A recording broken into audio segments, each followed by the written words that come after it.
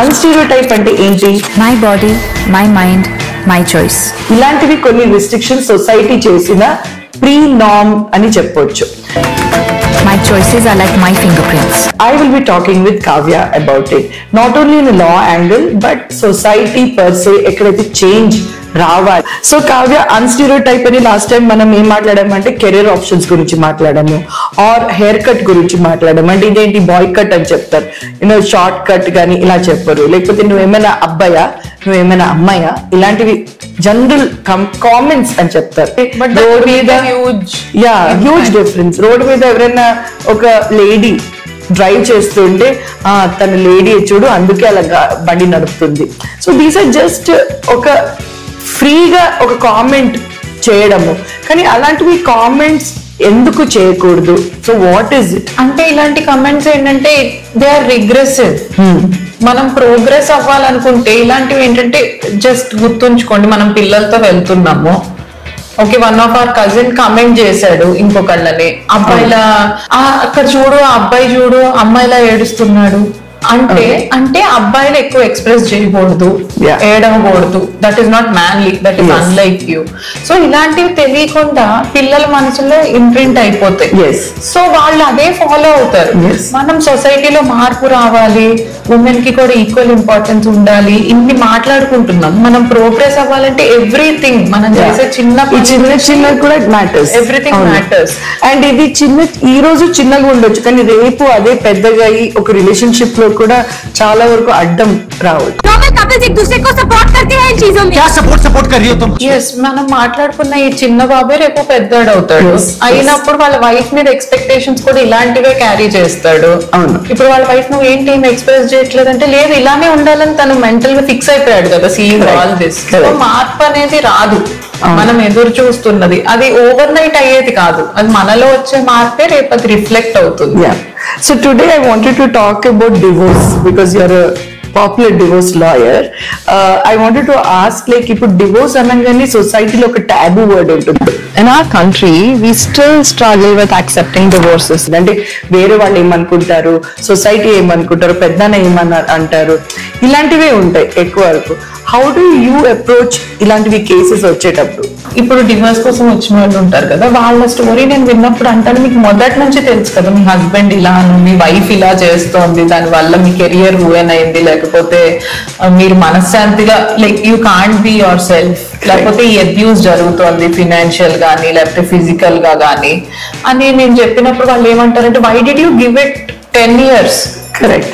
You know, when you're telling the story from first day or first year, ఎందుకు 10 years ఇచ్చారు, ఎందుకు you went for kids, ఇదంతా ఎందుకు, when you're knowing it, ఎందుకు దీన్ని prolong చేశారంటే, లేదు సొసైటీలో డివర్సీ అంటే అదొక మార్క్ ఉండిపోతుంది, నన్ను చిన్నతనంగా చూస్తారు, లేకపోతే చాలా మంది క్వశ్చన్స్ చేస్తారు, బయటకెళ్ళి ఎలా ఉండాలి, అరే ఈవిడ అడ్జస్ట్ అవ్వలేకపోయిందా అంటారు, లేకపోతే అబ్బాయిని అయితే వైఫ్ ని సరిగ్గా చూసుకోలేకపోయాడు, అదొక పెద్ద ఫెయిల్యూర్ కింద చూస్తారు. సో అందుకనే ఐ వెయిటెడ్ మారుతాడేమోనని, లేకపోతే మారుతుందేమోనని. కానీ ఎక్కువ వరకు ఈ అడ్జస్ట్మెంట్స్ విమెన్ చేస్తూ ఉంటారు. ఇఫ్ యూ గమనిస్తే మెన్ ఎక్కువ వరకు ఇంత టైం ఇస్తారా? కొన్ని కేసెస్ లో ఇస్తారు, యూ కెనాట్ కంప్లీట్లీ డినై. కానీ యాజ్ వీ వర్ డిస్కసింగ్, ఈ సోషల్ ఇంపాక్ట్ ఆర్ స్టిగ్మా అన్నది ఉమెన్ మీద ఎక్కువ ఉంటుంది. పిల్లల కోసం తను అడ్జస్ట్ అవ్వలేకపోయిందా, when it comes to men అంతా ఎవరు మాట్లాడరు అడ్జస్ట్ అవ్వలేకపోయాడా అని. Society itself I think men ని అలా చూడదు, ఓ హీస్ అ డివోర్సీ అని.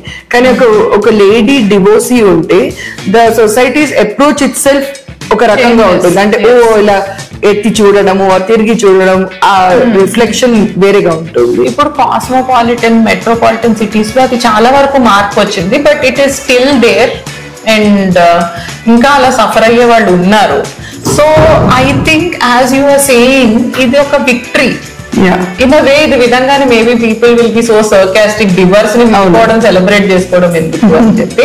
But the thing is that ఒక అమ్మాయి ఒక ఊర్లో పుట్టి పెరిగిన అమ్మాయి అనుకోండి, ఆమె ఒక బ్యాడ్ మ్యారేజ్ లో సఫర్ అవుతా, పేరెంట్స్ సపోర్ట్ లేకుండా ఆమె ఏదో చదువుకుని నేను నా పిల్లల్ని పోషించుకోగలను, ఈ టాక్సిక్ ఎన్వైరన్మెంట్ లో ఈ ఫాదర్ చేతిలో ఉంటే వాళ్ళు చెడిపోతారు అని చెప్పి బయటకు వచ్చి విడాకులు తీసుకుంటుందంటే, isn't it a victory? Father celebrity, he took baraat that తనది డివోర్స్ ఇది ప్రాసెస్ ఓకే అయిన తర్వాత she finally got her divorce.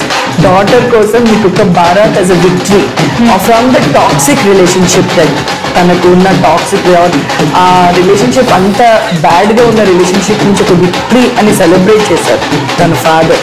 This is very rare కదా. yes it is rare but just imagine నా అమ్మాయి ఎంత కాన్ఫిడెంట్ గా ఉంటుంటుంది అప్పుడు.